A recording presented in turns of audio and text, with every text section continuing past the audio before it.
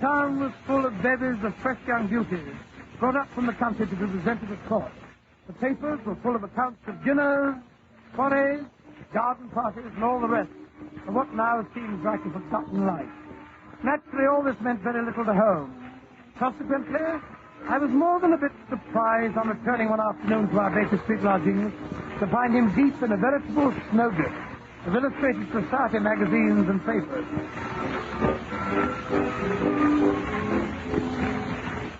Watson, do you know about this man Damery? Damery? What Damery? Lord Damery, of course. He sent his photograph and all this as far as weekdays. Oh, that's true. The fellow's a household word in society. Yes. He's a man of the world with a natural turn to diplomacy, and he's asked me for a 4:30 appointment, which I've granted. You mean that Lord Damery's coming here? It's 4:30 now, and look at the mess of the place he's in. Kind yourself. It's that is Mrs. Hudson. Lord Damery is not paying a visit to Baker Street to investigate our housekeeping, but to consult me in my professional capacity. That will be the gentleman now, unless I'm very much mistaken. Punctual to the minute. Take a look out of the window, will you, Watson? That's a good fellow. Really, Holmes, why you always expect me to play Sister Anne for you? Oh, all right, very well. Yes, Mrs. Hudson, she's up the door to it. I shoot, she's out on the front step making his curtsy. Oh, what's this, Donna? He's removing his hat and bag.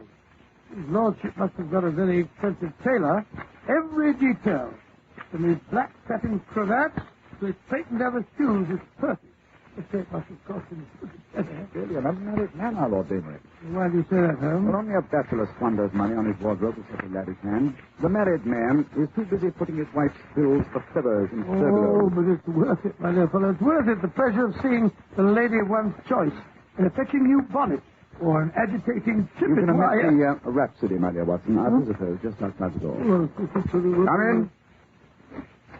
Lord Damery, I presume. And this must be the celebrated Mr. Sherlock Holmes.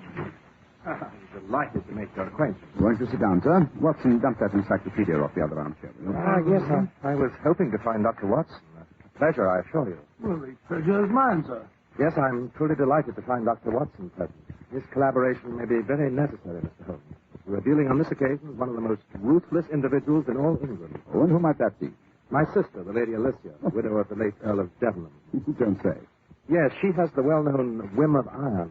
Anyone who crosses her in any way is in grave danger. You mean that she'd go as far as to poison them or lice them with that? Ladies in high society, my dear Dr. Watson, have more subtle but nonetheless deadly ways of dealing with their adversaries. And for whom is the Lady Alicia sharpening her knife this time? Well, I suspect it's Miss Kitty Kissam. Kitty Kissam? You mean the delightful Kitty Kissam, the star of the Sweetheart of the Regiment? The same. And how did Lady Alicia's path happen to cross the charming Kitty? Through my dunce of a nephew, Percy, who also happens to be Alicia's only son. Oh. He's become infatuated with this Kitty? He's asked her to marry him. And quite naturally, his mother objects. No, that's the most startling aspect of the whole affair. As soon as I heard of the engagement, I rushed round, expecting to find Alicia in the midst of hysterics, or at least having taken to her bed surrounded with smelling salts. And such was not the case. No, on the contrary. She was sitting at her desk in the morning room, making out her list for a reception and musicale to be given tomorrow afternoon to honor Miss Kissam.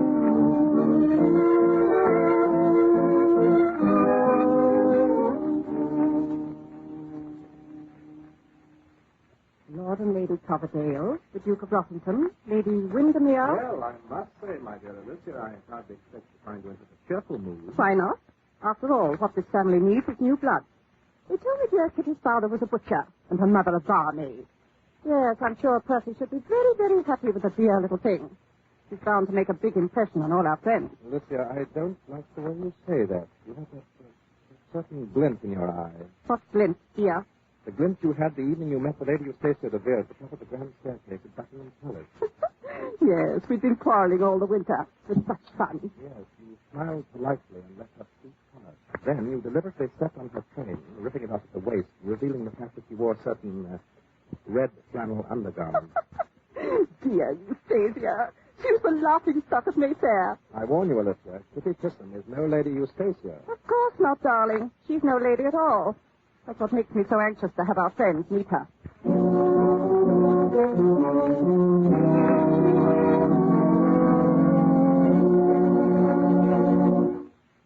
like a rather ominous situation, Lord Damery. By the way, do I gather that you have the pleasure of Miss Kissam's acquaintance?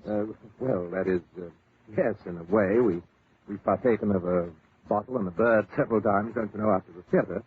Kitty's really a dear little thing, in spite of her reputation. Reputation? Well, surely you've heard of her confounded pose. I'm afraid I'm rather ignorant of the chit-chat of our metropolis. But everyone knows that she was given those dashed pearls by a certain Balkan king who spends most of his time in Paris. He wears them constantly. For luncheon, for tea, for dinner, in and out of the theater. I believe she even wears them in her bath. It's ostentatious. And what, they're a sort of trademark. Yes, I suppose you might call it that. It's the only evidence of bad taste I've ever known Kitty to indulge in. Bad taste? Well, confound it, man. You don't expect a woman to go flaunting her past about as if you were proud of it. Not even if it tax the theater? Oh, blast those toes. I suspect that whatever my sister has up her sleeve concerns them. How? Well, for one thing, she insists I hire a private detective to keep an eye on them. Says she doesn't want to run the risk of having them stolen in her house. Very solicitous of her. Hey, Watson? Why not solve the whole situation by suggesting to Miss Kitty that she leave her jewels at home? Like five. And, well, there are times when Kitty Kissam can be as difficult as my sister. She absolutely refuses. She says she would as soon appear in public without her petticoats as without her clothes. I've warned her that my sister Alicia means business. But she says no grande dame is going to get the better of her. Oh, an interesting situation, eh, Watson? It reminds me One of society's leading hostesses in conflict with one of the theater's most popular leading ladies. Well, I've been trying to bet on Miss Kitty. You don't know my sister Alicia. What makes you so positive that your sister is still opposed to the match between your nephew and Miss Kitty? Because in the first place, Percy can't afford to marry an actress. He has no money and is quite incapable of earning a living. My sister had a match practically arranged between him and Lord Beaverbottom's oldest daughter. He's the millionaire now. And in the second place, Kitty must be a good 10 years older than the boy. Well, she doesn't look like it. No, she's an actress. In short, you don't approve of the match, but you'd hate to see your sister put one over on Miss Kitty Kissam. Yes, that's the situation in a nutshell. Now, I beg of you, Mr. Holmes, come and keep an eye on things. Ostensibly, you'll be there to guard these silly pearls, but in reality, I want you to, well, prevent any unpleasantness that might harm Miss Kissam's professional popularity. After all, she's a dashed fine actress, you know. Yes, and an equally delightful supper partner, eh?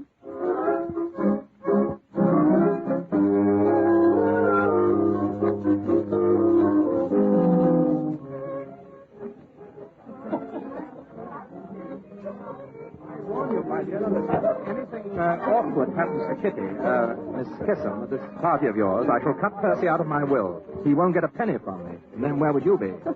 My dear James, calm yourself. Anyone might think that it was you who'd become engaged to Miss Kissam instead of Percy.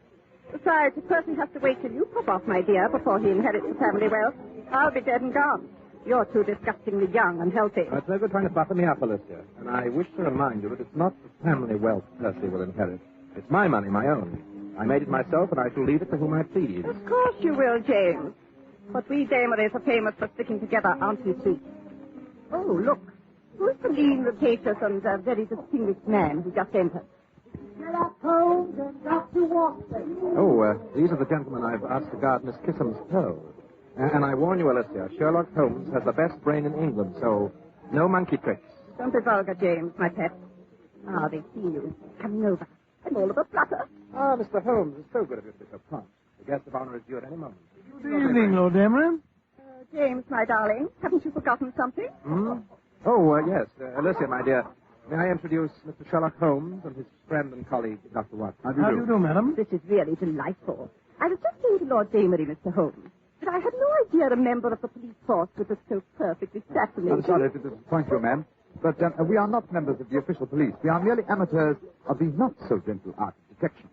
How charming. How simply charming. Kitty Kissam. Oh, here's my guest of honor now. Judging by the rush in her direction, it would seem that quite a few of my male guests have already had the privilege of meeting her. Yes, you see, they no longer lock actresses up in a wardrobe trunk after the performance, lady. Yes, I see she's wearing her pearls. They certainly are magnificent. Almost as fine as mine, I should say. You don't suppose she insists on wearing them so consistently because her neck is too skinny? No one could ever suspect you of that man. Touche, Alicia. He had you there. Don't be unpleasant, James. Come along, Mr. Holmes. You too, Dr. Wilson. Watson. Oh, of course, to be sure. After all, if you're to stand guard over Miss Kissam's pearls, it's high time you made her acquaintance. Are you sure you wouldn't rather we kept an eye on yours? I imagine they must be quite as valuable. Yes, the Damry pearls are handsome.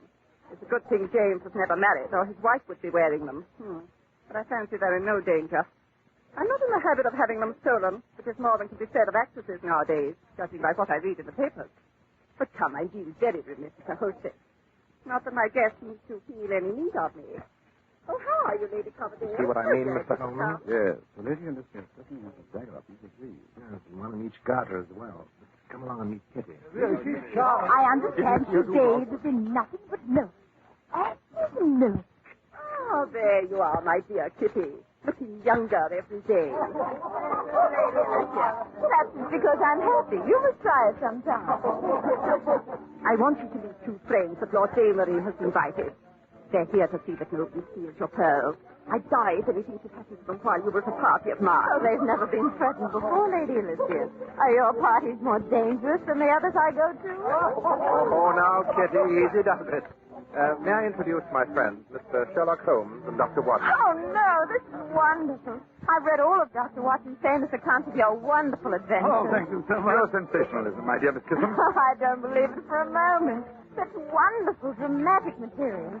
Have you ever thought of writing them into a play, Dr. Well, Watson? that's already been done most successfully with a great American actor, Mr. William Gillette, who plays the leading role himself. And does a far more creditable job of it, no doubt, than I could myself. Oh, I never believed that either. Yes. Have you ever thought of playing the board, Mr. Holmes? There's a certain, shall we say, voltage about you. You would make a very exciting performance. No, don't you try and persuade him to change his métier, Miss Kitty. I'll never be able to follow him onto the stage. Oh, my dear, this would never do. Hello, Percy. We can't allow these two people to monopolize you, Kitty, my sweet. You must meet some of our other friends. All in good time, Percy. First, give your fiancé a chance to catch her breath. Kitty, my dear, you must have a glass of champagne to brace you for the ordeal of meeting all these people. Percy, tell Paddlefoot to bring that tray over here. Oh, very well, dear. I'm sure Mr. Holmes and Dr. Watson could do with a spot. There's a bar in the anteroom here if you'll just step in for a moment. James, my dear, aren't you forgetting what these gentlemen are here for? We can't leave Kitty unprotected. Ah, here's Paddlefoot. Allow me, Kitty, my dear. Oh, thank you, Lady Elizabeth. And a glass for you, Mr. Holmes, and one for... Oh, how clumsy of me. Get a towel, run, Percy. James, change your handkerchief. Oh, I soaked Miss Chisholm's beautiful sleeves.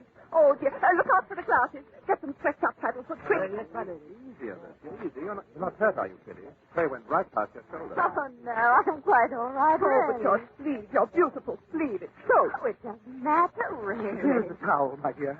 Just let me pat it dry. Good heavens. What is it? Your pearls. They're missing. Someone has stolen Miss Kitty's pearls. Dear. Now, control yourself, Alicia. They must have come loose in the excitement. No, they were stolen. I knew they would be. Yes. I rather suspected the same thing myself, Lady Alicia. Of course, they must be found. We must search everybody. No, please. Oh, this is awful. It's so embarrassing for everyone. Alicia, have you gone out of your mind? Your sister's quite right, Lord Damery. We must search everybody. It's the only way to recover the pearls, and you and your nephew and the Lady Alicia will be the first to be searched. But that's preposterous. Yes, I know it is, but you can hardly expect your guests to submit to the indignity of a search if you don't set them an example. So shall we adjourn to the anteroom, Lady Alicia?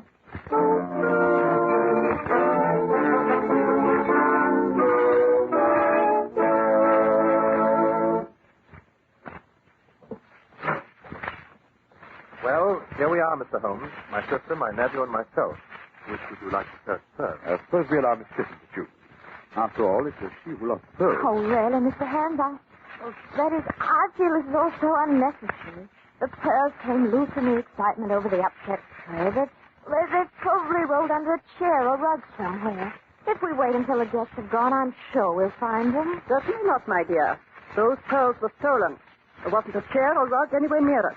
Nothing but bare parquet floor and a lot of people. Yes, she's right about that, Holmes. Of course I'm right. There's a thief in my house, and I insist that the fact that he or she is probably a guest of mine should be no protection. After all, that necklace was given you by a certain royal personage. It's practically a historical relic. Yes, I know, but really, I'd much rather not have any fuss or commotion. Nonsense, my dear. We must find the culprit. Everyone must be searched. Bravo, Lady Alicia. Thank you, Mr. Holmes. And now that enough time has elapsed so that they will think that we've been thoroughly searched, suppose we call in the rest of the guests, one at a time. You gentlemen can search the men, and Kitty and I will search the ladies. Behind that screen. Oh, please, I'd be much happier if you wouldn't. Nonsense. Let's get on with it. Right. But I still insist the search begins with the camera. Oh, very well, if you insist on being a stickler for form. I suppose Percy and Lord Damery may as well turn out their pockets. No, Lady Alicia. We shall begin with you. Me? But I haven't any pockets. I don't even carry a reticule. So where could I hide anything? In your body. And Miss Kissam, if you will investigate Lady Alicia's body. The idea. The very idea. Oh, I'd much rather not. Very well. If you won't, Kitty, I will. James, don't you dare. James, take your hands off my neck. That's an outrage. James, stop it. I'm sorry, but I can't let this talk go on. That is, it's not worth it. That is, well, you see, those pearls aren't real. My dear, you mean the king gave you imitation jewelry? That whole story was made up by my publicity agent. He thought it would be good for me. I rather suspect you knew the pearls were imitation the first time you saw them. That's why you planned to show me up. But all these stories about you and the king... Oh, I'm so sorry to disappoint you, Percy, but I'm really quite a respectable person. I've never met a king. Well, I must say this is a blow. A surprise, I mean. I shall be terribly ragged by my pals, you know. They were all rather envious of me. After all, no one needs to know. We don't have to publicize this thing to the world. Oh, but I must tell my guests, James, dear. After all, I owe them some explanation if I let the whole matter drop after making such an issue of things. I'm sure that everyone will be interested to know that not only are Miss Kissam's pearls not real, but Miss Kissam is somewhat of an impostor herself. But how could you know the pearls were false, Mother dear? After all, ladies don't wear imitation jewelry. And actresses don't wear trinkets given them by men who don't consider them ladies. Here is your engagement ring. Let me... Well, I didn't really... Oh, this is... Keep the ring as a remembrance, don't you know? Thank you, Percy, but I'd rather not. Well, Alicia, now that you've accomplished the result for which the party was undoubtedly given, suppose you let me send the guests home. Oh, not before I've had a chance to explain. You'll do nothing of the kind. Kitty Kissam wants people to think a king gave us some pearls. That's her business. Thank you, Lord Damey, but it really doesn't matter. I'd just as soon they did know. That story of the royal pearls was beginning to make me feel just a bit foolish. Oh, I'll admit it was helpful when I was just a struggling small-part player, but now, well, I flatter myself that my hold on the ladder of success is firm enough so that it'll take more than a few imitation pearls to shake me loose. Bravo, Miss Kitty. I salute your courage. Thank you, Miss Holmes. I say, look here. Perhaps I've been a bit hasty, don't you know? You keep your silly mouth shut. I'll handle this from now on. You stay here, Alicia. I'm going to explain the situation to our guests. But James... Alicia, shut up! Well, really? I'm afraid, Mr. Holmes, there's a streak of vulgarity in my brother. I'm sure I don't know where it comes from. Yes, probably from the same place he gets his honesty and sense of fair play. Dear me. Don't tell me you're going to be cross with me, too. By the way, whatever made you think that I might have secreted Miss Kissam's pearls in my body? My dear Lady Alicia, when something of value disappears during a manufactured commotion, the first one suspected should be the person who did the manufacturing. You mean you thought that I upset the tray on purpose? Quite. But come, let us join the others, shall we? I think we've given Lord Damery ample time to make his explanation. Miss Kissam, if you will do me the honor. Watson, you may escort the Lady Alicia. Thank you. Thank you very much indeed. Oh, by Jove, here's one. Well, that makes 99. Here's two more. 100 and 101. I found 5 more, all in a little bunch. Oh, this is simply thrilling. So much more fun than hunting for Easter eggs. Well, that makes 106. James, what on earth are you doing? Hunting for pearls. Seems I was right in the first place. Miss Kissam's pearls weren't stolen. The string must have broken and strewn them all over the place. Any more? We've looked everywhere. I'm sure there isn't an inch we haven't searched. Then here you are, my dear Kitty. Allow me to return your pearls. Oh, thank you. But I don't understand. Tell me, Miss Kissam, Yes? how many pearls were there on your string? 105. But Holmes, Lord Damery, just counted them. He mentioned 106. There's one more pearl now than there was when it was stolen. It's incredible. It's absolutely impossible. No, my dear Watson, no. It's not incredible. It's not even impossible. It's merely enlightening. What do you deduce from the presence of this added proof of the humble oyster, Lady Alicia? Perhaps you can explain why there are now 106 pearls in Miss Kitten's necklace. Did you say 106? But my necklace, the Damery pearls have 106. Good heavens, my necklace, it's gone. Someone has taken my pearls. Then may I ask, Lady Alicia, what pearls are those still hidden in your bodice? But those are Miss Kitten's imitations. James must have taken mine off my neck when he was threatening to search me. And now he's pulled this trick to get even with me.